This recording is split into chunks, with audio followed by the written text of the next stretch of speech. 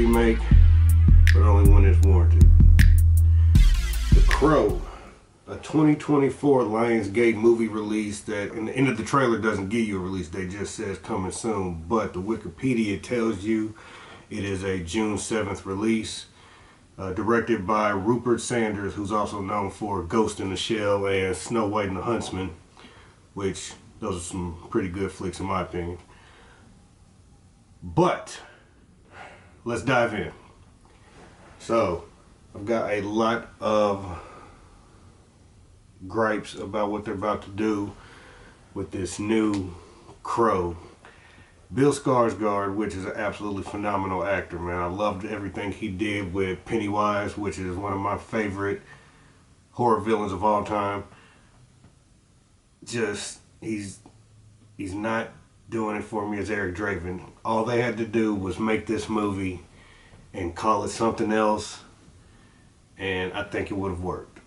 What they're doing is just about the same exact thing that was done with White Men Can't Jump on Hulu.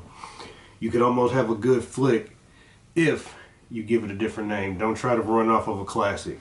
White Men Can't Jump's a classic. The Crow, absolute classic. Dark, gothic, gritty, depressing. This one here, I mean, we don't know the whole story, how far they follow it with Eric and Shelley. I mean, you can already see from the trailer that they died differently, which in my opinion isn't as brutal and tragic as what happened in the original. You know, if you know, you know. But what they show you in the trailer for this new film, I mean, yeah, that's something, but come on now. The original is just, you know, the whole story with Brandon Lee, how tragic it was for this to be his last film.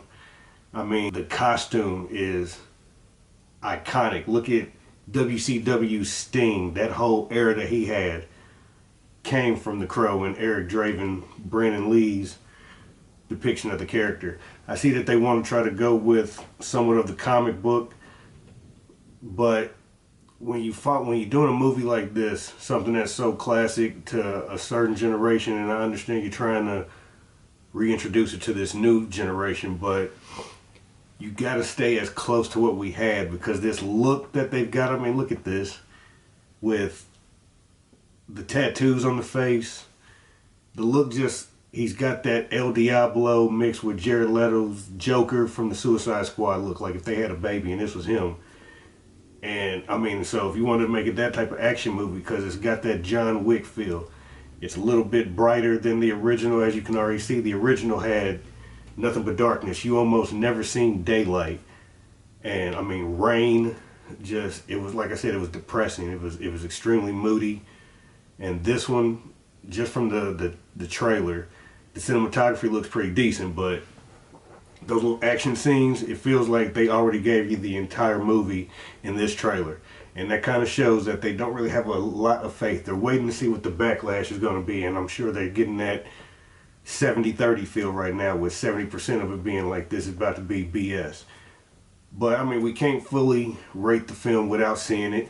I am still going to go check it out, but my expectations are super low. With Danny Houston being the main villain, that is a plus, because the dude's always a phenomenal bad guy. Like 30 Days a Night, it was a show on Starz called Magic City, man. I mean, the dude knows what he's doing when it comes to being the bad guy.